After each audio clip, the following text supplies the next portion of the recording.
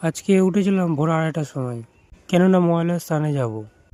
এদিকে ফোন আসছিল বারে বারে, ঝটপট রেডি হয়ে গেলাম। রেডি হয়ে ফাইনালি বেরিয়ে পড়লাম। এই যে উঠে পড়লাম গাড়িতে, দেখছো আমার সব বন্ধুরা আছে, সবাই গাড়িতে উঠে পড়লাম। উঠে সবাই একটু ইয়ার্কি মারছে, সবাই হাসাহাসি করছে, যেহেতু অনেক দিন পরেই আজকের ভোরবেলা ওঠা হলো। আর এই যে দেখছো গাড়িও ছেড়ে দিয়েছে, টোটো গাড়ি করেই যাওয়া হচ্ছে। খুব ভালো লাগছে একসাথে মজা করে, অনেক দিন পরে যেহেতু আজকের ভোরবেলা। দেখছো সবাই কত এনজয় করছে, সত্যি খুব ভালো লাগলো কিন্তু আজকের বেরিয়ে। তো ভোরবেলা সেই সময় অন্ধকার, তখন ওই বেরিয়েছিলাম 4টে বাজে।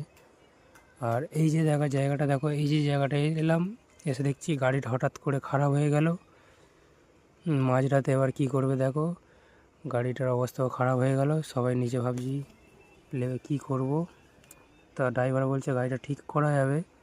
আর তার ফাঁকে দেখো এদিকে আমাদের জয়ন্তদার সাথে ছিল আর প্রশান্ত, এরা এদিকে ভিডিও বানাতে ব্যস্ত হয়ে গেল। গাড়িটা খারাপ কিন্তু গাড়ি ঠিক হয়নি এখনও। ওরা ভিডিও বানাচ্ছিল, ওদের ভিডিওটা আমি একটু বানিয়ে দিলাম। আর এদিকে দেখছো যে গাড়ির চাকাটাও খুলছে, চাকাটাও চেঞ্জ করতে হবে মনে হয়। তো অনেকক্ষণ সময় লাগছিল, খুবই বোরিং লাগছিল অত, যেহেতু রাতে এই যে প্রায় ভোর থেকে প্রায় সকালও হয়ে গেল, গাড়ি এখনও ঠিক হয়নি। তো ফাইনালি প্রায় মনে হয় গাড়িটা কমপ্লিট হয়ে এসেছিলো, সেই সময় ভিডিওটা করা ছিল। তো মহালয়ার স্থানে গিয়ে যে এতটাই যে হ্যারাসমেন্ট হতে হবে আজকে ভাবতে পারিনি।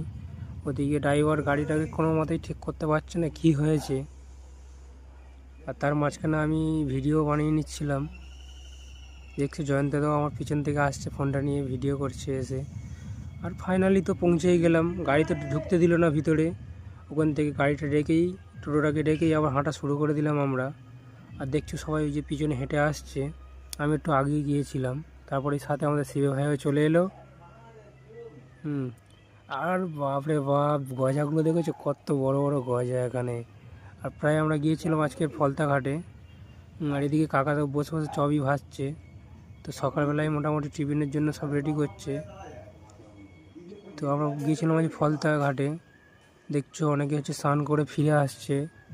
আর আমরা যেতে দেরি হয়ে গিয়েছিলো এই কারণে, গাড়িটার জন্যই তোমাদের আগের ভিডিওতে দেখালাম কী জন্য আমাদের যেতে দেরি হয়ে গেল। আর এই দেখো সৌভিক যাচ্ছে, ও খুব তো রাগ করছিল মনে হয়।